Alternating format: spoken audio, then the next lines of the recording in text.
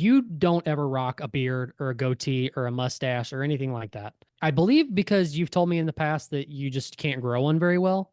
Is that true? This That, isn't a knock. This is just a question. no, it's very true. I mean, It's very yeah, it's true. bad. It's if I anything happens, it's bad. Yeah.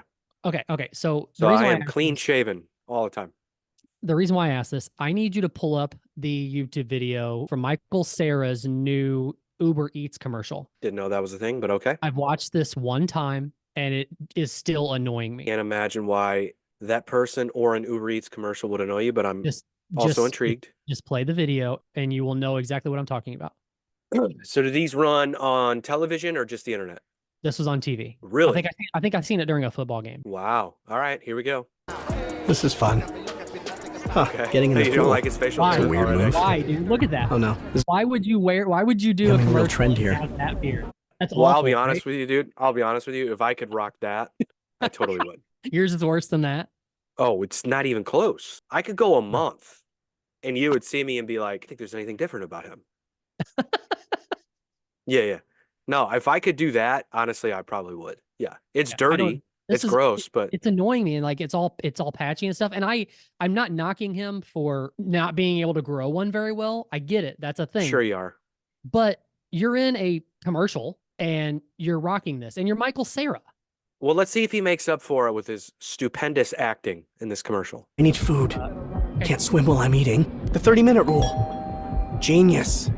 Tiny bites appear to be savoring. The chip will keep you dry. That's okay. Just say something smart and awesome. I love this house. I hate this house. It is a shitty beard, huh? I mean, why didn't he just do the mustache and the chin hair? He could have got away with that. Yeah, But I it's don't. like it's not full in different places on both sides of his face. Right. That's my problem. Like, and my friends would always make fun of me because when I was younger, when my face looked like a tackle box and I had bleach blonde hair with a black stripe, when you look that ridiculous, you can kind of get away with shitty facial hair. So I Yeah. would grow like the chin out, and there would be like things that would grow out, and my friends would always give me shit. They're like, dude, your hairs are like 3 inches apart from one another. Like it's not facial hair. It's like a growth on your face. Like it doesn't look right. Get rid of it. Even when I looked at it like that ridiculous, like I said. But yeah, that's bad. It's not very good. Yeah. I don't understand it. I don't understand why you're doing a commercial and you're making that happen. What I guess it is supposed to make him look older, maybe, or something. It was a choice, man. Now, whether it was his choice or it was the Well, here's the director's thing. choice, So there's another commercial where he's like at a grill, and yeah. I can see how maybe there's a difference in how people perceive the commercial Well, let's do that one. because of him having a beard and versus not having a beard. I don't know. Yeah, let's do the grilling machine. Yeah, tell me what you think. And this is actually a little bit of a funnier commercial. Why'd I say I'd man the grill? I don't man things. Just find the knob that makes the hot fire come out. Here's the plan. I need burgers, buns. Great. Look at me go. I'm a grilling machine. How's it going? Literally about 3 more minutes. You gotta turn it on. 5 minutes. Go take a dip. What's the appeal for some of these Hollywood actors to just that attitude? Okay, let me just here's what I call it. You only see it with young white Hollywood actors or youngish or whatever from that generation, especially. I apply it to the guys from the same thing to the guys from what's that fucking show that was on Comedy Central? I don't even know if it's still a show anymore. It's got three dudes. They all live Workaholics? together. Yes. Those That's guys. definitely not a show anymore. It's not. Okay. I I'll never be for a watched it. long time. I never it's not my thing. But I would see those guys be in things in public, like on like not in a show, not in a controlled setting, but in a like being interviewed or doing things in the public eye. And they had this thing about them that really fucking annoyed me. I call it white oblivion, Okay. where it's just I'm oblivious to the world, man, and I don't understand why you are you, but I'm me, and I'm gonna just not act serious about anything ever. Like that's the attitude I get from Michael Cera a lot of times. It's like, no big deal. I'm gonna stick my finger in this raw meat. 5 more minutes. Like it just do grow up, would you? You're 40 now. Grow up. I don't know. It's always annoyed me. Ugh. I just watched a movie with him the other day though that I love. I think it's very well. I don't know if it's underrated, but maybe to me. But music wise, if it's a very good music movie, is Nick and Nora's Infinite Playlist. Have you seen that? Heard of it. I've never watched it. You need to see it, dude. It's really good. It's kind of a teen comedy drama type thing, but because they do play teenagers, he's a teenager in it, I guess. But it's a good movie. You should see it. I just watched that the other day. I really love that I movie. watched a movie with him recently too. I can't remember what it was called and who else was in it, but he was a gambler. I mean, Superbad is one of my favorite movies of all time. So I mean, yeah, I gotta give him credit for that. But it's funny you mentioned the Workaholics guys because I do listen to their podcasts pretty religiously, just because I know. it's just a fun, stupid show. Anders, he just had a show. I think it just came out called Champions on Netflix. That's a guy's name. Yeah, Anders Holm, I think, something like that. Is he from Sweden? I don't know what his. If he was born in the United States and that's his name, I'm upset. Yeah, I don't know.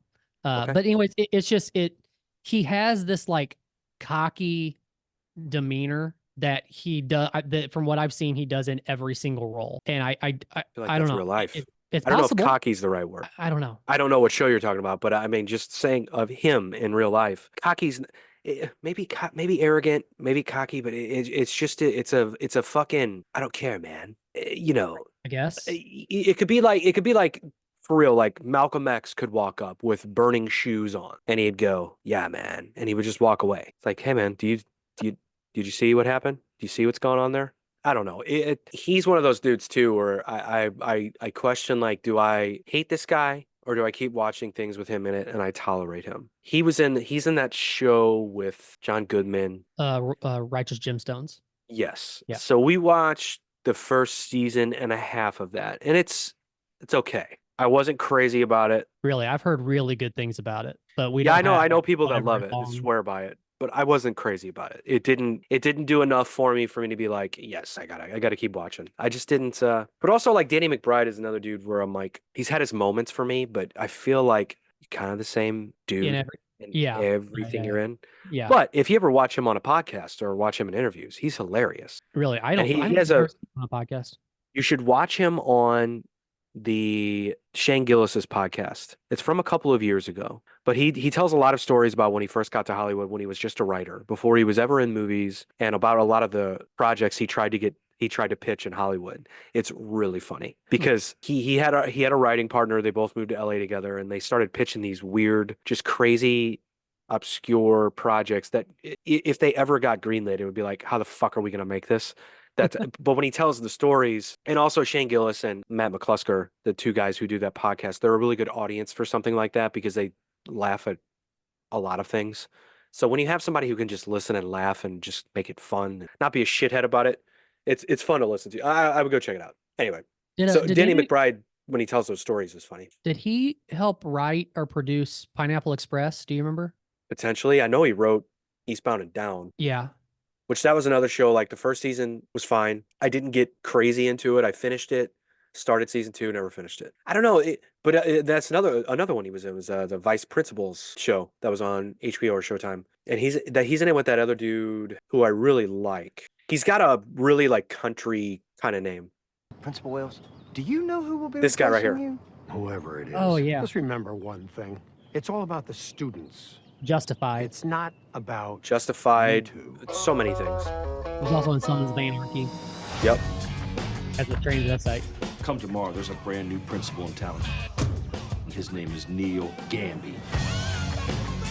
Whatever, Gamby. First thing I'm gonna do when I become principal is fire you. Well, he was in Righteous Gemstones too. Oh, okay. Yeah. Or he's in, I want to say. Yeah. Well, I don't know if he is anymore, but he was. Gentlemen, I'd like you to meet the new principal at North Jackson. I am so sorry that I'm late. There's a car parked in the principal's space. Surprise! Damn it, Ray! You broke my computer! Why didn't they choose you? Well, baby, when you're the person enforcing the laws, you don't make a lot of friends. The only thing that matters is who has the power. And the wrong person has the power. We shouldn't give up hope just yet. The good guys, they're about to win. When some loud bragger tries to put me down. Looks like somebody caught a mean case of school spirit. Hey, hey,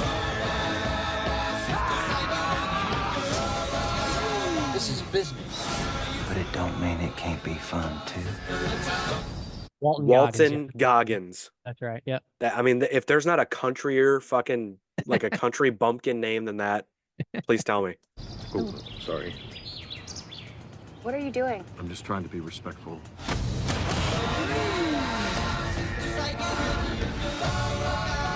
This woman will fire you and me. It's gonna get real. Big Mama's coming! I will drag your face all up and down the parking lot. It's definitely gonna be dope. Super dope. You're not gonna kill everybody, right?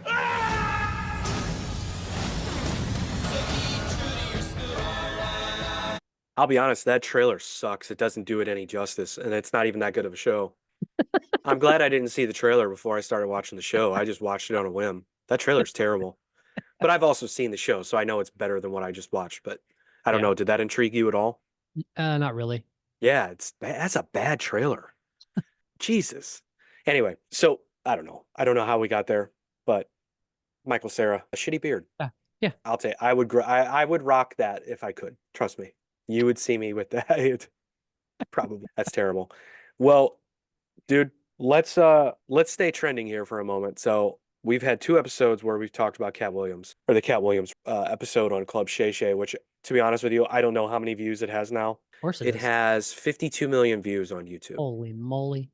That's so crazy. And then like each clip, one clip, Katt Williams calls out Steve Harvey, Kevin Hart, Cedric the Entertainer, 7.7 million views. Katt Williams on Kevin Hart, 2.7 million.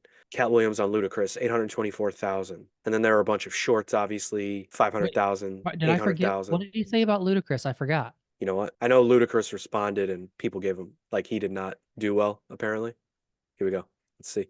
Are you related to Luda? Oh, yeah. No. So there was a crossroads where we were both invited to an Illuminati thing, and it had to be one or the other of us, and decisions had to be made. So it was both of us, we were equal. One of us had to cut off all their hair and couldn't do the sideburn thing no more with the points. And you want me to tell you how you get me to lose interest in what you're saying with the snap of a fingers? Just say the word Illuminati and I'm done. I don't give a fuck. I don't give a fuck. So that's why I don't remember this, because he said that and Have you changed your views any over the last couple episodes on, because I mean we were both admittedly like heavy on Katt Williams' side in the beginning of this. Well, okay. Have you changed your mind any from anything that you've heard? Okay, so we've been texting about this. So I wouldn't say that I was ever on his side. What I am on the side of is this. I don't think that he did that for clicks. I don't think that he did that for, unwarranted attention. I think Katt Williams has been Katt Williams, has always been that, will always be that. And I think he was just being Katt Williams. It just so happens that Shannon Sharp caught him on the right day, in the right kind of mood, and he just went in. I really think that's what happened. Not to mention that he had the added incentive of like, all right, some of these guys came on here and talked about some things that I don't like or I don't agree with and whatever. I'm on the side of that. I've heard a lot of comedians come out and be like, I think it's lame or it's whack that he's saying all this shit just to get clicks and get attention. Don't you do that too? Don't we all fight? Dude, if you're making videos or making content that goes out into the fucking internet, onto the internet, into the ether of what is YouTube, the internet, social media, you're getting attention. Regardless of how you may not want it as much as someone else, right? But you still, it's getting you attention, negative or positive. So for like people to be like, that's their angle on this is like, yeah, he just did it for clicks. It's like, what? I don't know that he necessarily just did it for clicks. I mean, I think he was literally doing it because he had something to say about a lot of these people. He's a smart guy. He knows what will get. However, we have said like he does have a big tour coming up, or is he already on that tour? I don't know if he's on it now. I mean, he just booked St. Louis. He's playing Chaffetz, yeah. So I never necessarily took a side, and I know all of the negative shit that's been said about him, and all of his, well, I don't know all, but a lot of his troubles that he's had. And look, I mean, the dude is who he is. We've had this conversation many times. It's like, well, do we hold that against him? Can we detach the person from the art, like we talked about with Marilyn Manson and any of these, musicians we talk about that get into trouble, so on and so forth. So I wouldn't necessarily say that I was ever on his side. I don't like how a lot of comedians have reacted to it.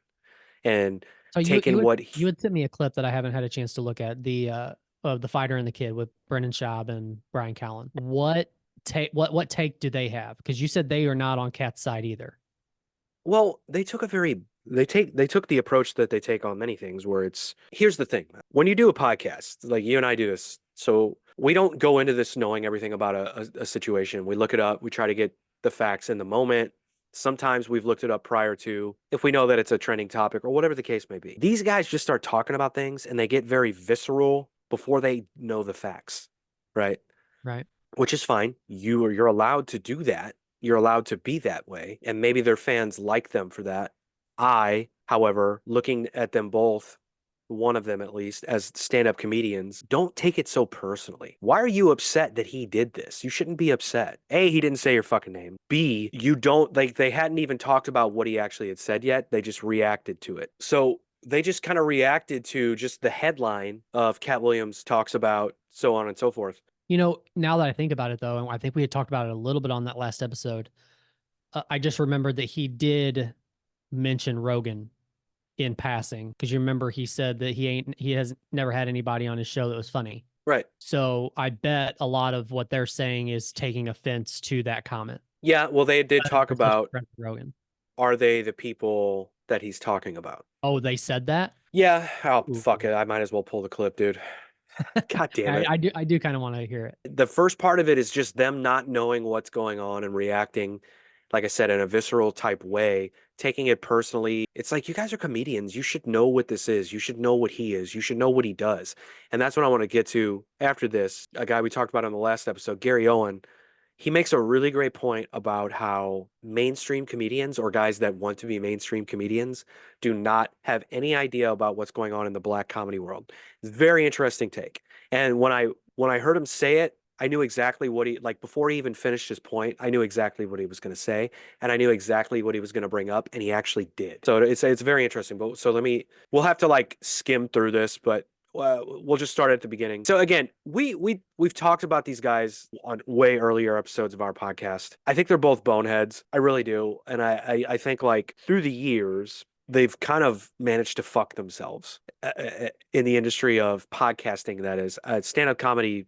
I don't know that either of them, I don't know that Brian Callen was ever on a level where he was ever going to be sort of mentioned with the who's who of stand-up comedians. He was always just going to be a guy. And then he got hit with the accusations and he kind of went dark for a while. And then there's that. I don't know that he ever got back to a normal status when he came back. Kind of hard to.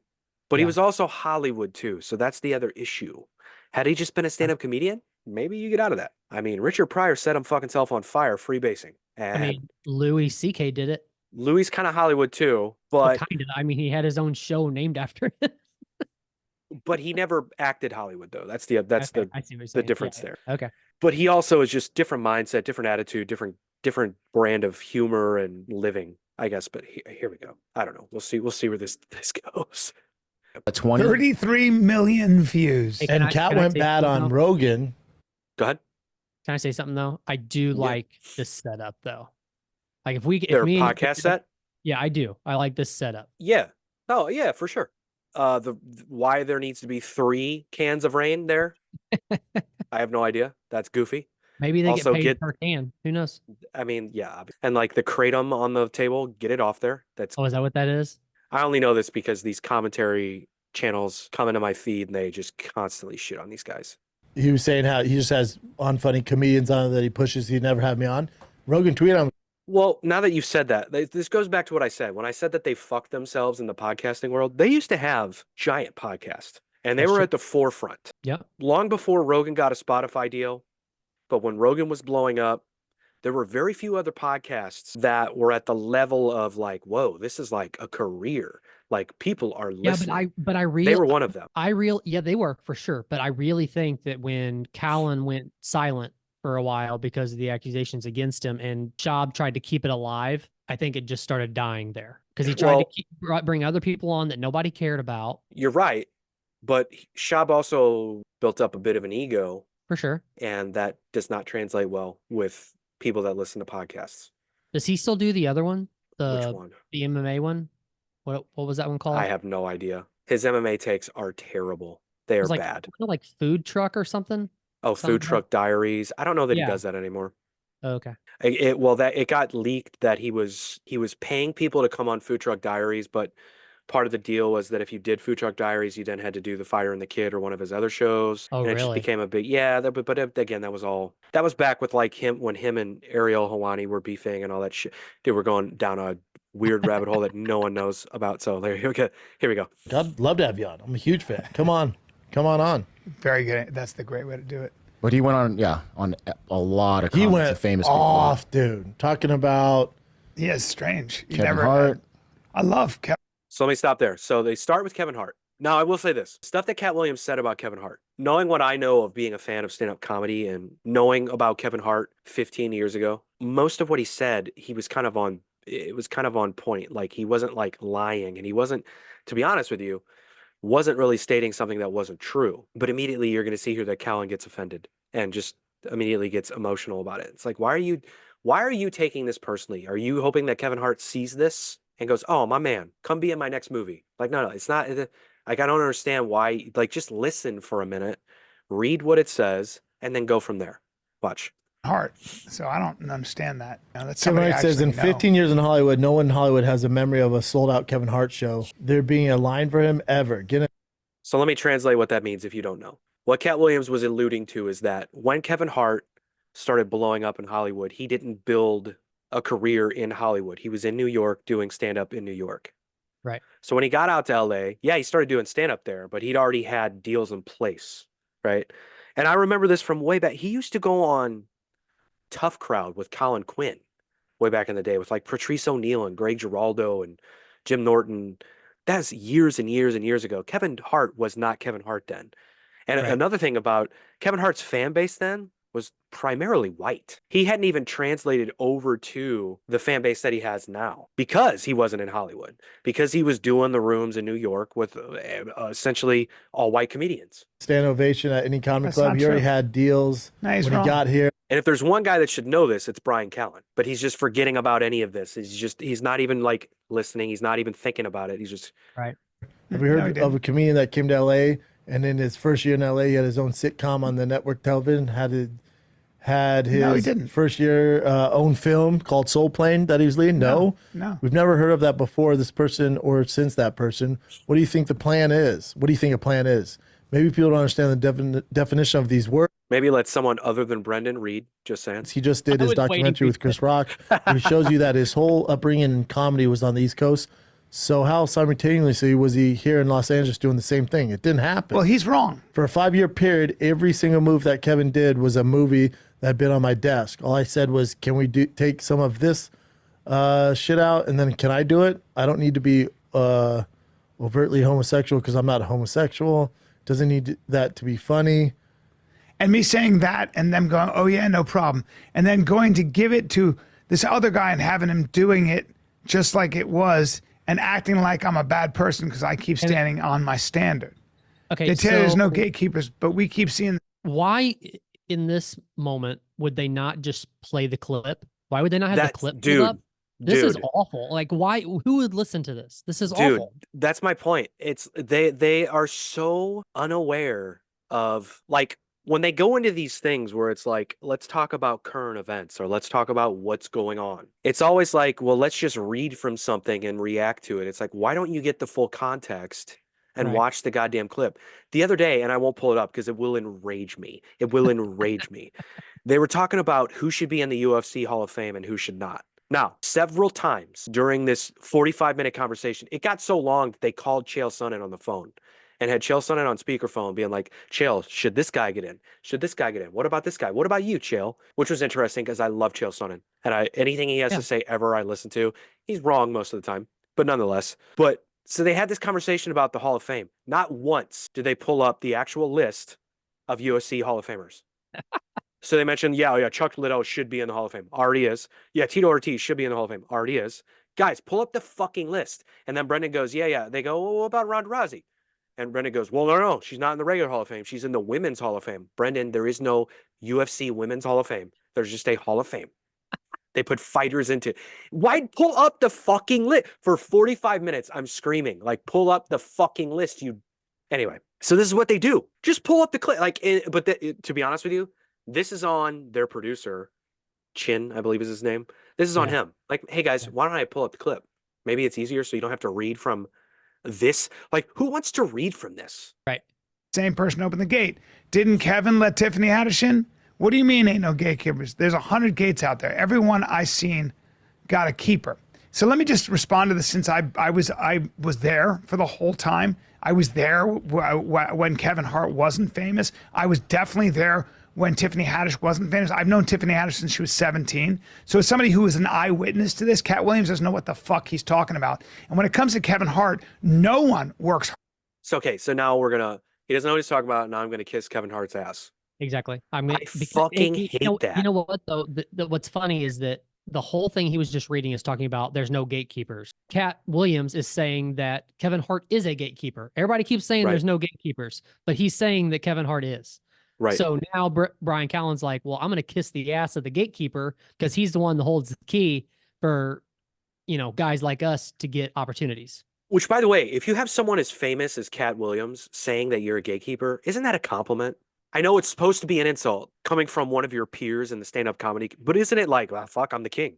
I mean, guess what, bitch? You're not in my next movie, so fuck off. Yeah, I mean, you could look at it that way. I would if I was Kevin Hart. I'd be like, well, I guess I got all the power. Cool. So, okay, so what do you think about this? So, we were talking about the Workaholics earlier, and I was listening to their podcast, and they brought up this topic because every podcast, including us, has to talk about it. So Adam Devine, so the way he took it, and they kind of don't. Oh, they talked about it, really? They did, but they don't really talk about it in not in the sense of where they care. Yeah, right. Did you say not in a smart way? Did they do it in a? I did kind of. did they do it in a yeah man kind of way? I mean, I kind of. So I called it. Okay, cool. Kind of, sort of. But anyways, the way he was putting it was that he thinks Katt was complaining a lot more than really putting out, I guess, facts. In a nutshell, he was saying that Katt Williams basically didn't want to do the press type of stuff. And a lot of his complaining is if he would have done the press, like what Kevin Hart does, he runs the gamut on everything that he does the press. And that Katt was doing a lot of complaining about that kind of stuff in the, you know what I'm saying? Like I'll buy that. He didn't want to do the press. And then now he's complaining about not getting the opportunities that he could have gotten because he didn't want to do the press. I mean, I'll buy that, but here's the thing. I did not interpret that like he was complaining about not getting opportunities. What I think he was doing was A, talking shit, is what we all do. Yeah. And B, he was talking about things that he has done and how they happened. Right. And if there was a sort of a counteractive type situation to the opportunity that he had, then he would talk about that. I never really interpreted it like I'm not getting things and this is why. Maybe at times, maybe there were small pieces of it, perhaps, but I'll buy that. I mean, that's fine. I would agree with that. I mean, Kevin Hart he plays the fucking game, dude. There's nothing wrong with that, but there's nothing wrong with being Katt Williams too. I think also, that's what is he playing the game though? If Kevin Hart, but if what he's saying is true, is he really? Is he only playing half the game? Basically, is what I'm trying to say. Like, if he's not wanting to do the press and not wanting to do the promotion for things, is he only playing half the game? Are you saying Kevin Hart doesn't play the game or Katt? Oh, I'm talking about Katt. No, I agree. No, I'm saying Kevin Hart plays the game. Oh, sorry. Okay. Katt does not. I thought you were talking about Katt. Okay, I got. You're never going to see Katt Williams in a State Farm commercial. Yeah. Right. It's not going to happen. You're never going to see Katt Williams even being mentioned in the conversation of hosting the Oscars. Right. But Katt probably also has an ego that says, I haven't done that stuff and I don't really need to do the stuff because I'm still selling out tours. That's what, to me, that's what that entire conversation was about. Was he got triggered by, you had guys come in here and talk about, I'm not a movie star.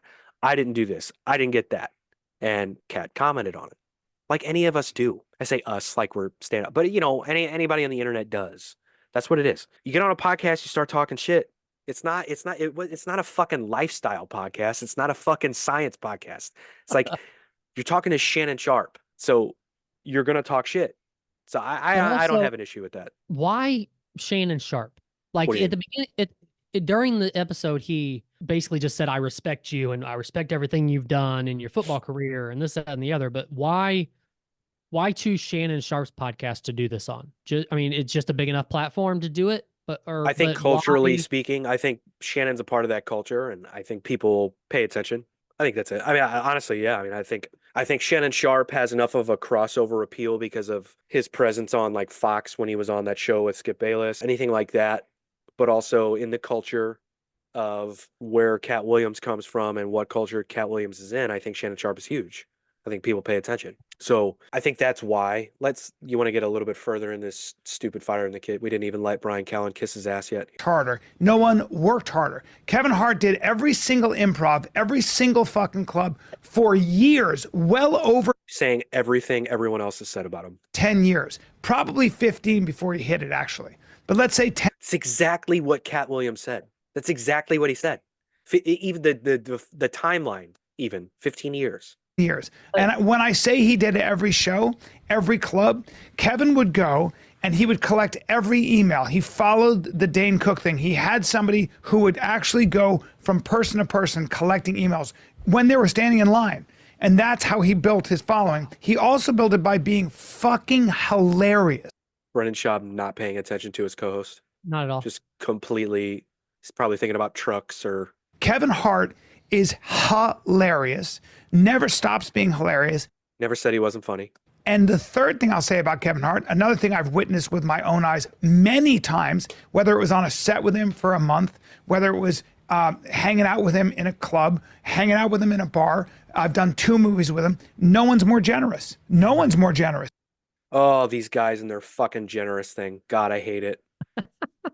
My God. So if you don't know, I'm going to stop it there because I can't do it. If you don't know, like, do you know about the Fighter and the Kid subreddit? Have we talked about this before? I think so. It's got thousands and thousands and thousands of members that just shit on these guys. Fine. Yeah. We could only be so lucky as to have a subreddit about our show. Believe me. Believe me. Because it's getting views. I welcome it. Views, yeah. Hey, you shitheads, talk about us. Talk about my stupid nose and how it's fucking sore on the fucking... Can you see that I have ointment on my nose? Anyway. So like the subreddit always talks about or often mentions how they always lean on this. Brendan's so generous. We're so generous. We give opportunities to people. It's like, you know who's really generous? People that don't talk about it. Yeah. There's this quote. So I can't believe this popped in my brain. I'll never forget this. But Henry Rollins was on one of the radio shows I used to listen to way back in the day. And we're talking about when like Rollins' band was still like touring and stuff. And he was asked about, I guess he publicly stated that he just didn't really dig Bono from U2. And the DJ was kind of like, well, what's your beef with Bono? Why don't you, he's just like, I'm so sick of the pretentiousness of we're these cultural activists and social activists, this and that. And he's always talking about charities and this and that. And he makes it a point to like publicly state, I've done this, I've done that. And he goes, you know who's a guy that's probably done more for charity than Bono and you've never heard anything about it? He's like Michael Stipe from REM. He's like, Michael Stipe has given his blood to another person in a hospital and you didn't know about it. Michael Stipe has done this and then and I sort of got like a week later, the same radio show had Bono on. And the first thing that he talked about was I'm going to be in this place next week because I'm doing this for whatever. And I just like, wow, like it took 2 minutes for him to talk about himself, you know, and talk about he's doing this for this charity and whatever. He's so generous. So my point of that is, you know, the subreddit always talks about this generosity, but it's like, if that's your main go-to when talking about a person's character, you just do that. You're just generous. You're just a good person. It doesn't need to be stated. But in this instance, Katt, I can't remember. Maybe you do. Did Shannon Sharp bring it up about the adopted kids, or did Katt bring that up? I honestly don't remember. So that's because Katt Williams has adopted quite a few kids. 10, I believe. 10. And I don't remember. I know he has 10 kids, or if he did, but he kind of. But he's like, yeah, but no, you know, nobody knows about that. Like that's kind of how Katt was like. He's like, nobody knows about that. Nobody talks about that. But then apparently, if you look into it, like he's had several kids taken away from him, like by the state because of you know, them being in bad situations. So it's like, maybe that's why, you don't talk about that? Well, he has had 19 felonies, so it's only natural that kids get taken away. But also, why would they be able to be adopted by someone who has 19 felonies? Good question. Who knows? Just I don't asking. know if he adopted all of them Yeah. after felony number 19, but Maybe along the way. maybe felony number 7. But it's. But that again, well, I think people know about that. He's definitely talked about it. Yeah. He doesn't talk about it a lot. Yeah. Well, I mean, who would? Or are you saying he doesn't talk about the fact that they've been taken away, or the fact that he adopted kids? The taken away part. Oh, okay. Well, yeah, who would talk about that? Yeah. I mean, well, as a stand-up comedian, you could talk about it, and you could find a way to make it a bit, be rough, be tough. I wouldn't know how to do it, but yeah, I mean, you got to be a damn good comedian to be able to pull that off. yeah, for sure. Another person who talked about this, like I said, it was Gary Owen. We talked about him last week, talking about it, and I really like his take on this because he's in an interesting position where he is. Katt said he never crossed over, and he hasn't. He's been in a lot of movies, black movies. He has a black stand-up audience, but he's never crossed over to mainstream Hollywood in a way that you would expect for a guy who's been doing it 25 years, has his own fan base, been in a ton of movies, this and that. You would expect him to have crossed over more so than he has, but he had a really interesting take today on his show about, well, a couple of things that were mentioned, but one of the things Katt brought up was like, yeah, Joe Rogan won't have me on because he has all these friends that aren't funny that he'd rather put on. So Gary Owen talks about that, and then he talks about how mainstream comedians or comedians who comedians who want to be in the mainstream don't know anything about black comedy, just don't know what's going on. So I think I have it in the right spot. Here we go. Check this out. Do we know if Rogan has made any kind of a comment on this? He said on Twitter, like, Katt, come on my show. Like, I'm a fan. Immediately. So like we're talking like the day after the show came out. He publicly tweeted at Katt Williams, like, hey, I'm a fan. I talk about you all the time. Come on, whenever you want. Wouldn't that feel like the opposite of what Katt should do? Go on his show? Yeah, in this position, because if you do more than one show, if you do more than, because this is blown up so much, if you do more than one show, it makes it look like now you're actually trying to do this. Well, I think go on Joe Rogan and just talk shit again. You don't have to talk about. But that's what I'm saying. Episode. But now you're using multiple podcasts to talk shit, and it looks. I think now talk shit about something different. Then I'm sure he's got plenty else he wants to say. You don't have to bring up the same shit. Maybe Joe will, but you could. I mean, give him the mic. He's gonna go. Obviously. I don't know. That would be. I don't know. I also feel like that would be Rogan wanting views too. I think it should happen more than anything, and it might. I think Joe would be so confused at times and so dumbfounded with what's going on that you would see. It's oftentimes when, like, I don't know how often you listen to Rogan anymore, but when he has comedians on that tell a joke that goes way over his head, there's never that aha moment. It would be 4 hours of that, not having that aha moment with Katt. I feel it would be 4 hours of Katt going off and Joe being like, I don't get it. I don't get it. Not saying I don't get it, but just that look. Right. All right. So here's Gary Owen. He always wears weird shirts. I kind of like the one it. I knew you would. That looks like a hoodie you would wear. It looks like a hoodie that my son would wear. It's very childish. Anyway, sorry, Gary.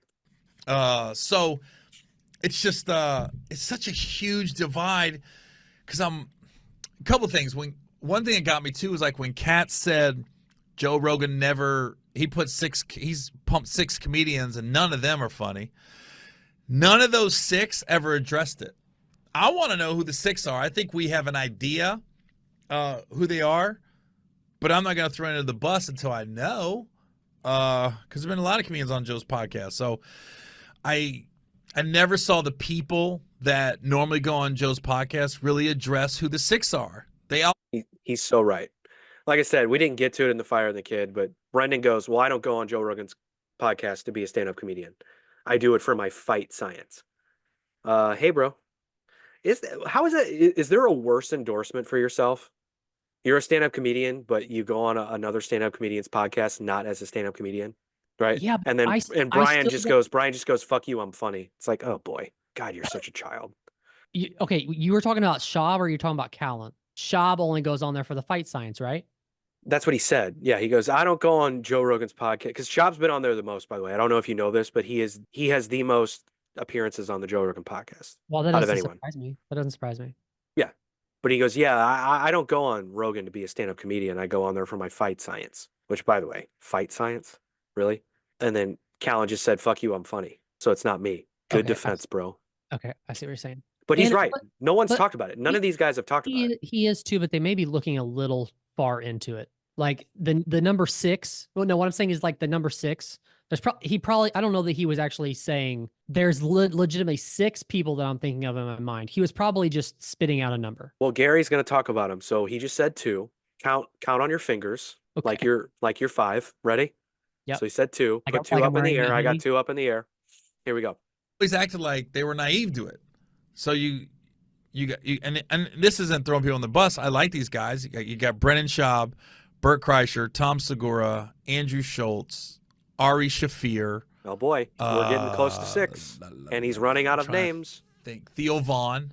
Okay, I'm gonna go on a limb and say that if Cat Williams even knows who Theo Vaughn is, I think he thinks he's funny. I'm just You gonna think guess. so? Yeah, I think so. I don't think he gets it, but I think he probably I does. could- This motherfucker's crazy.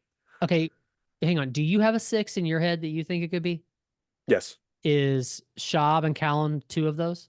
Schaub is not. Callan is 1. I don't think Cat Williams knows who the fuck Brendan Schaub is.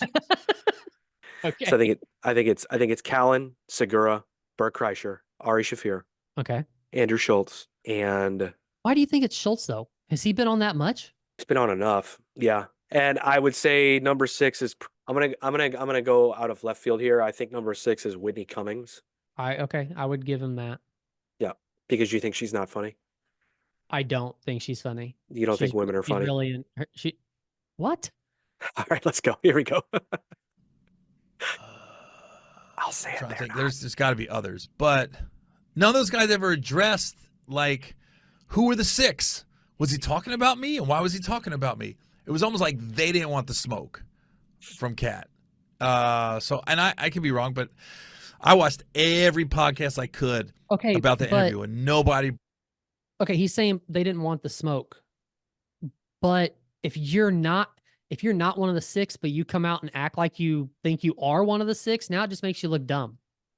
So you can't really say I think what he's anything saying about is this. If you're one of the regulars, you very sarcastically or jokingly address like, God, I'm on Rogan all the time. Is he talking about me? Come on, Cat. Like you could have been so innocently towing the line on like, maybe he's talking about me. I'm on Hey, wait a Rogan a second. lot, but How did you not mention Shane Gillis? because I think Shane Gillis is fucking funny, and I think if anybody thinks he's not funny, I know, but Rogan also does another podcast with him. correct. So I bet you he's one of them.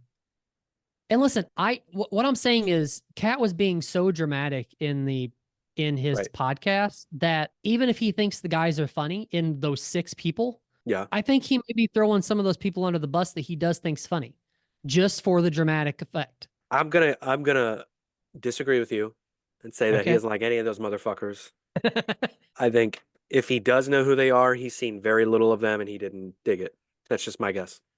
But my guess is also that the people that you find funny probably are not the same people that Katt finds funny. I think I disagree with that too. I think I disagree with that too. Because you and Katt are homies? Well, no, because but here's the thing. I don't have like a type of stand-up comedian Yeah. that I think is funny. That's the other thing. But I also don't think that Katt does either. Just a guess. Just a Okay. guess. I don't know. Brought it up. Like, what's he talking? I think Brendan did a little bit. He goes, "Oh, he's not talking about me. I didn't go on Joe's to be a comedian. I go There you on go. there as a UFC analyst." And I was thinking, I think you went on there as a comedian myself. So yeah, I found that interesting. But this is why I know there's such a divide in white and black comedy. So Joe Rogan, before Katt's interview, he had somebody on there talking about, you ever seen the Katt interview where he went off on a radio host? So you know about this? I feel like we've talked about this before. But No, maybe I'm well, we maybe have talked about Katt and the radio host, but so he had Stavros Halkias on. Stavros talks about how he loves Katt Williams, and he brought up this viral moment where Katt Williams was on a radio show and just went in on the radio host. So that's what he's bringing up now. Okay. And Joe was like, no. And the Katt and Wanda Smith back and forth is iconic. And the fact that I think black comics are very aware of what goes on in mainstream comedy. They almost have to be. And I think white comics, sometimes they are just clueless as to what goes on in black comedy and who's doing what. And the fact that Joe Rogan had never heard of the Katt Smith and Katt Williams, I'm sorry, Katt Smith. The Katt Williams and Wanda Smith interaction in the radio show, I went, oh my God. How do you not know that? It's almost like you don't know the story behind Bernie Mac saying, I ain't scared of you motherfuckers. That whole story from Def Jam. If you've never heard that story. There's just so many iconic, it's almost like iconic moments in black comedy that the mainstream comics have no clue. He's right. Well, I mean, if you think about it, and maybe I'm wrong, so tell me if I am, but I mean, how many black comics does Rogan have on the show? I mean, Ian Edwards? Or Ian not? Edwards, Brian Simpson, Ali Sadiq, fucking. Okay. So he's had quite a few. With the people that you're naming, because I don't know some of those, but the people that you're naming are. Let me stop you real quick. He's had no one from Katt Williams' world. Okay, so that was gonna be my question. So are any of those people from what you would consider the black comedy side, or are they more from the white comedy side? Well, I'm not gonna. Well, dude, what are you trying to do to me? You trying to get me fucked up? Yeah, I'm trying to get you canceled. No, like fucked up. I don't know. That's hard to say. Do you understand what I'm asking? Though I know exactly what you're asking. A guy like Brian Simpson has gained notoriety in the stand-up world by touring with white comedians. Yes, he has found success touring with mainstream comedians, like what Gary Owen's talking about, right? Do I think Brian Simpson could go perform for Katt Williams' audience? Yes. I don't know. It's tough to say. So hang on. So that one right there, where the Katt Williams wants to smoke, goes in on Tiffany Haddish, Kevin Hart, and others.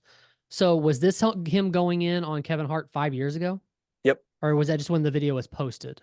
No, it's old. It's from 5 years ago. It's not the first time he's talked about Kevin Hart. Yeah, okay, so he's been going at Kevin Hart for years and years. That's what I've been saying. That's what I'm saying, man. Like, none of this is like, let me do this to get clicks. Like, this is how he feels. He's not going to change. It's not. He is who he is, bro. Like, here. So this is what Gary Owen was talking about. You have not seen this, right? No. Okay. So this is them. I mean, this is legendary. They can be. Wanda knows she. I'm what? She didn't do as much cooking in the latter years as she did in the beginning. Whatever. I cook. I do it all. I didn't say that you didn't. Well, that's all right. I did it in the beginning and the middle and the end. What's your favorite thing to cook? Your boys say, yeah. They like for me to. I do a really nice broccoli. They like my broccoli and they love my baked chicken. Hey, right now, look up your phone and see what it takes to make broccoli, and tell me he doesn't say heat up water. Is that the only step in broccoli? Heat up water. Simmer. Have you ever heard of burned broccoli? Can you burn broccoli? You can't burn it because it's made in a pot of water. You don't know nothing about. You know what her second meal they love from her? What I do with corn. Whatever. I like to tear it out that can and I put it in there. And then I get a can of water and I put it on there. And then I get some Zatarain's. They don't expect that. I sprinkle Zatarain's on my great corn. cook. Whatever. Yes, ma'am. You good at heating stuff up. You're good at telling us about what's going on in jail. Yes, ma'am. And getting out to tell you. See, right there, she fucked up. He was calm, joking, lighthearted. So the backstory to this is he was nominated for an Emmy for the show Atlanta. Okay. And so he doesn't like doing shows like this, by the way. Morning shows like that. He doesn't like doing shit like this. As you know, he talked about the press. He doesn't like doing shit like this. Right. But the other dude in there with the lighter skinned guy, stand-up comedian, Red is his name, comes from Katt's world, by the way. He knows him, cool with him, from the same part of the world, right? As far as the stand-up world goes. So I think he was doing it as a favor to him. But so they say, yeah, come on, we want to talk about you being nominated for an Emmy for Atlanta. This is crazy. This is great. We want to talk about this. Never talked about it. So he felt sort of sandbagged and immediately went on the defensive because she just went in on him. She started just talking about him as opposed to let's talk about Atlanta. So that's where this kind of came from. But here we go. But I'm going to tell you at an arena named Phillips, and you going to tell me at the Atlanta Comedy Theater. Right, true. Tomorrow, be there. All right. Red Grant show, I know I'll be there. Don't miss it. Red Grant, Katt Williams. So that guy right there, Red Grant, the guy with the white sunglasses on. Pretty funny guy. Y'all for coming through, man. Yes. And thank you for having me. Thank you for coming in. I see why people come to Wanda's show. Yeah. Because Frank Ski puts it down. That's right. Get on out of here with your crazy ass. Is he crazy? And help me get to the salon. All right, it's the People Station Viewer 3. Your hair is kind of... Uh-oh. That joint was... My hair is 19 inches long and I have no perm. You don't? Oops. Oh, that's not a perm. No, it is not. Nice lady. That's natural. Come run one of your gnarled fingers. Come here. While you on air. Come on. So they can hear you live. Come on. Let me come over here. No. That's not how that works. Oh, okay. Well, then stay over there. Don't worry. Ain't nobody putting their hands through yours. That's right. They don't have to. I don't want them to. Get on out of here. You okay? You okay? Only one of our hands moving while we talk. Are you all right this morning? Are you okay? Red Grant, Atlanta Comedy. So also, this lady's husband, that later that night at a comedy theater, pulled a gun on Katt Williams. Oh shit! Because of this? Yeah. So wow. So just think about that, and think about the mindset that Katt Williams has. Right. Think about who he is when he does stuff like this. When he talks, you really think he gives a fuck if he offends Kevin Hart? Or people who want to kiss Kevin Hart's ass, or the 6 guys that go on Joe Rogan that aren't fun. Do you think he fucking cares? Knowing that now, you know what I mean? Not really, but I also don't. Am I stupid in not thinking this should be iconic as it is? Apparently, like this doesn't. You don't think it should be? It doesn't seem like it's much. I Well, understand. It gets better. It gets better. Okay, all right. Because It I'm gets saying better. I understand that he's making fun of her, but there's not much to it yet. It gets better. But also, here's the other thing. She's a radio host, but she also claims to be a stand-up comedian. So you'll see her get very nervous in the moment, and then afterwards she kind of plays the victim card. Like, I didn't expect this to go down this way. I wanted Katt in there, this and that. It's like, no, you went at him. You should have expected this. You should have been ready to get roasted and roast back if you're a stand-up comedian. So tell Wanda to take off them headphones and that wig. And make sure that wig and that headphones come together. And take off them old ass clothes you got on. How about that? Yeah, they're old. Versace, yeah. It doesn't matter. It doesn't matter. She said, Versace. I want to apologize to the people at Versace Collection. This is your 2019 summer line that hasn't come out. But you had to open it up and show us it was Versace. I wanted to. No, I didn't have to open it up. These people are on radio. They can't see anything. Yeah, but you opened it up so we could see it. Yes, ma'am. Well, happy whatever store is for the Black Lane Bryant. That's right. Very proud. Okay, let's play some music real quick if we can. We going to a break real quick? Very all right, proud. cool. We go to a break. This guy's like, please get me out of this. Please. He's about to roast her. Number 21. Yeah. Necklace collection. That's right. Shout out. They don't remember me for wilding out, right? I'm not the right one at Jones on. Get this inmate out of here. If you can't get your blood pressure down, you can't call me down. Whatever, little mama. If your cholesterol is 600. Whatever, little mama. I'm little mama's baby daddy. No, you little mama. Yes, ma'am. Hey, and what are you, girl? You probably shouldn't talk about sizes. No, that's okay. You big on the radio. That's right. And you're. The nervous laughter is so cringy. She's fucked. She's screwed now. It's just now getting to where you can tell that she's uncomfortable. For me, super uncomfortable. Yeah, because she's held it together up until this point. Like this, okay, this is just a fun back and forth. But now you're like calling me fat. Now we're getting into some muddy waters. And I'm not ready. To roast you back. And you're big Turn in it prison. down. And you're yes, big in prison. I've never been to prison. You have 19 felonies, no convictions. Yeah, Knock it off. Prison and jail aren't the same. No. Okay, No. Calm No. down. Calm down. Only one of us has $12 worth of jewelry on. No. No, $12. No. That all is available. If you want to have Wanda's jewelry, please go to Citgo or Quick Trip at any point. If you buy 2 packs of Newport 100s, they will give you everything Wanda has on right now for for $7.99, and it comes with a free car wash. Won't you come on down? Yes, thank you. Absolutely. We appreciate it. The show starts at 9. Wanda gets to the stage at 9:17. Please come on down. Go, Shay, please come get Miss Katt and do her hair. She's almost out of breath. Be careful now. Even on the radio, you can hear the fact that exercise has crept into her vocabulary. Hurry up, little mama. We're done. You already used that one. Don't repeat your jokes, Fresh Comic. All right, go ahead. We'll go to Get break. your ass out of here. There you go. Okay, so is this her show? Yeah. Okay, so that's just nervous laughter that's going on. Like okay, here's my thing. If there was literally tension happening, why are both of the other guys in there laughing? Because it's funny. They're not contractually obligated to do everything she says. Well, I know, but like what I'm saying is I feel like they should be on her side. Why? You started it with Katt Williams. Okay. All right. That'd be like, dude, for real, God rest his soul. If Greg Giraldo were still alive, right? And he went on the Rizzuto show and Riz started roasting Greg Giraldo. Yeah. And then getting upset that Giraldo came back at him. You're like, hey man, do you not know what you signed up for here by roasting this guy? Okay. I understand what you're saying. However, is that a good enough comparison for you? No, it's not, because okay. Are you gonna tell me that the other guys in the studio aren't going, or they're just gonna be sitting there laughing because? Have you ever seen the clip Giraldo of is Andrew roasting Santino on the Rizzuto show and him going in on Riz? Yeah, and but the guys laughing about it. That's jokey. This is not. Yeah, it was, dude.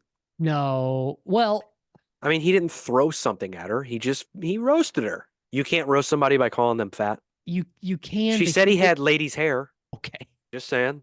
What is he gonna? I don't know. Have you seen that clip though of Andrew Santino on that show? It's epic. It's one of the best clips from that show. Yeah, dude, I didn't know that it happened until years after.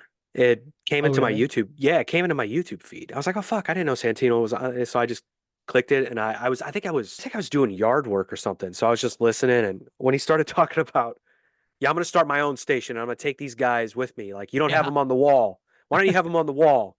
And he started roasting his teeth and his hair, and like, I was like, oh god. But they were all laughing. Riz was laughing. Riz gets it. I'm pretty sure I heard that when it happened. And then I actually went to Helium and watched him that weekend. Oh, really? Yeah. We got to meet him and stuff. It's pretty neat. I had no idea, like a lot of these guys, him, Mark Norman, Joey Diaz, even Bert Kreischer, I didn't know that he was on till, again, years after. And I've watched all of those now, or listened to all of them now. You know, Bert tells that story about how he told this on the Rizzuto show. He tells that story about how he started a band in college and Mark Tremonti from Creed was in the band and they kicked him out. You know that Mark Tremonti calls total bullshit on all of that, right? Right. Yeah, because Riz even made the comment. He's like, yeah, I was in, was it like Metallica or something like that? He's like, yeah, I was in Metallica. Did he say that? I don't remember that. Yeah, but they'll never tell you that I was, or something like that. Like, yeah. That's funny. Joking back for them. But you think Andrew Santino could be one of the 6? I say that because he's good friends with Rogan, and he also toured with Rogan, but I could also see Katt not thinking is funny. He also has a show on the same network as a show with Katt Williams. And I guess that there's some camaraderie there. ATL was on FX. Dave is on FX. Okay, I got you. Okay. Listen, man, I'm full of useless information that will do me no good in this life. And that's why we do a podcast. Okay. You need to know what network a show is on. I'll tell you. My guess is that unless Katt Williams decides to go on Rogan's podcast and give the 6, then we're never going to know. But that would be the only place that he would be able to go and say it. I think he should go and do it. But again, I think that shows him. I think that fucks it up. I think he's done so much damage in the comedy world right now with just that podcast with Shannon Sharpe. I'm just saying, I think if he goes and does another podcast and is talking more shit, I think then it becomes, I don't know, it's not legitimate anymore. It's because you just needed the bang and I'm out. And I drop my mic and it's over. You don't need to go on another podcast where Rogan's all he's going to want to do is go on the defensive. And he's going to want to question and question and question every single thing that Katt has to say. I don't think you're giving Rogan enough credit, man. I think Rogan will playfully start the show talking about stand-up comedy, talking about Katt, talking about the stuff that he likes about Katt. And then I think they'll eventually get into it. Okay, then I guess maybe the other side of it is I think that Katt's going to go in on the defensive. I disagree. I think Katt will go all in regardless. And I think it's a win-win for both people. I think it should happen. In fact, I want it to happen. I don't think Rogan gives a fuck about viral videos or trending topics or anything like that. I disagree. Really? You think he has people on because of know, trending topics or viral videos? Not normally, but in this instance, I can name a few. I can name a few that he. No, it's Elon Musk. Everything about him's trending. Okay. Anyways, what I'm saying is, in this instance, he knows what this would be and how big this episode would be. I think he would want to make it something different. I don't think he would want to lean into what was said on that podcast. I think he would welcome it if it came up organically, but I don't think that he would. I don't think that would be Joe Rogan's purpose. And to be honest with you, if Katt Williams agrees to go on, I don't think that would be his purpose either. I think they would be two guys who come from the same world. I don't know. I think Katt's going to go on there and he's automatically going to be like, listen, I know why I'm here. We both know why I'm here. Let's start it now. And I think it's automatically. How epic would that be? I'm not saying it wouldn't be. I'm not saying it's a bad idea, but I'm saying that, they're not just doing it not for the clicks is basically what I'm trying to say. Well, that's fine. Dude, that's the world we live in. You said that he. And again, we do a podcast and we want the clicks. I get it. I'm not knocking it. I'm just saying I'm not talking about just us. I'm talking about everyone. For somebody to say that they wouldn't be doing it for that reason, that's a big part of the thing too. For a content creator to ever go on in front of a camera, on a microphone, or whatever the case may be, and say that they don't do things for the clicks is just fucking asinine, dude. That's what we all do it for. Everyone, even Joe Rogan. Even the $100 million man or whatever the fuck he got paid by Spotify. I mean, even he knows. Dude, even everyone that posts on Facebook, you're doing it because you want the clicks. Everyone. It's every single person. Everyone. It's an epidemic of fucking nonsense that we all fucking are stuck in. Yeah, it's okay. That's the world we live in now. Yep. But you said something. You said like he disrupted the comedy world, or I don't remember what words you used, but I disagree. I think the people reacting to it in a shitty way have disrupted the comedy world, or at least his presence in the comedy world as it pertains to what he said on that podcast. And I think you're right. I think I misspoke. And when I said that he did damage to the comedy world, I didn't necessarily mean that he did it. I meant what he said and what on that show caused damage, right? Because of everyone who's talking about it now. Everybody's wondering, was he talking about me? Or it's the people who were like, yeah, he called me by name. He was definitely talking about me. And it's on both sides of the comedy world. It's on the black side. It's on the white side. It's everywhere. Everyone wins, though, dude. That's true. Yeah. Bad press is good press, basically. Everyone wins. Yeah. I don't. So for you to be a guy, if he didn't talk about you, and for you to be a comedian and who didn't get mentioned in any of this bullshit, to go, like I said, in front of a camera or in front of a microphone and bitch about what he did and talk about how he did it for clicks, or how you shouldn't talk about other comedians that way. You shouldn't accuse blah, blah, blah, blah, blah. It's like, you know what he was doing. You've done it too. Yeah. It's almost like these guys forget that they put all this out on the internet for us to go back and look for and go find. Right. Can we end the show with some music real quick before we get out of here? We have not talked about music in like 3 weeks. Yeah. So Lil Dicky has just been firing on all cylinders, releasing all of this music from Peanut. And I don't know, what type of a song do you want? You want funny? Do you want a little more dark? Do you want short and sweet? We lightly talked about this. Is this stuff from the show, or is it's all from the show? And we can play another one next week. Here we go. New Lil Dicky, or newish. That house is dope, by the way. It is dope.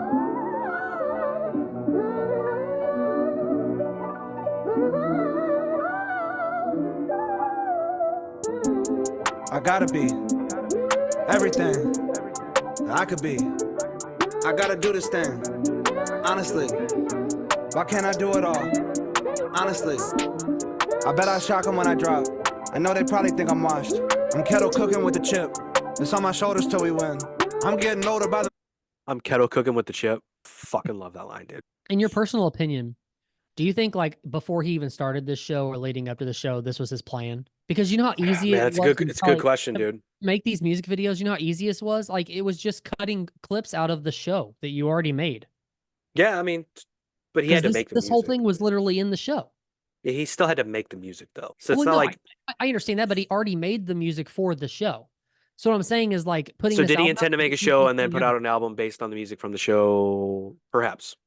I would say he's probably a calculated enough guy to. Yeah, I think so. Maybe. Hey, speaking What do you of, think? I don't You know. think so?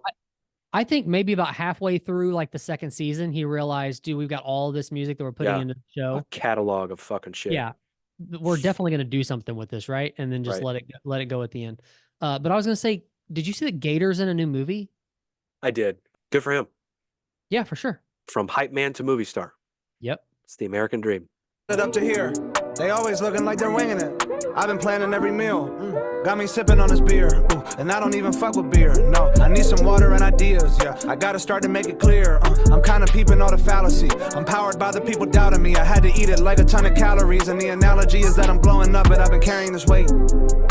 So I found a way, and now they weighing in on my art. But I will never let nobody second guess my heart. I'm really sick of all the pageantry, and they don't even have the faculties. Yeah, they're trying to teach me what I have to be, but they don't comprehend the packaging. Opening up, fuck my old shit, all of it sucked. Piss on them records, I shit on them records. I thank everybody who saw the potential in me, but I still had to get it inevitably. If I could, I would sit down and conversate with every hater and try to debate them. I know it's subjective, but it's my objective to do it so well that it's not. You can count on me, 1, 2, 3. When you got the vision up in you, why would I give one fuck what they trying to see? How can I make such insensitive shit and be so sensitive? I'm hypocritical, too hypercritical. It can get miserable. I'm up on Twitter and I'm reading into it. And the most pitiful part of the whole thing is I want to tweet that I'm up at the pinnacle. I want to make them remember they didn't know. I want to pound it in their head like Riddick Bowe. I gotta tell you some shit that you didn't know, or I can let it go and just forget it. But if I forget it, then I'll never get it. But now it's all starting to feel unforgettable, you little bitch. Yeah, leveled up. Fuck all that being benevolent. I am the best there never was. Remember, there ain't no timelines when you timeless. Ain't no guidelines when you guideless. Sipping my ties, thinking top fives, knowing my time isn't timeless. A ticking it. I gotta be.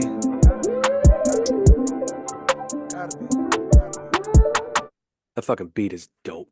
Good old Usher there. Ursher. Yeah, let's Good do time. another one next week. But Okay. I like a lot of this stuff, man. It's really good. Yeah.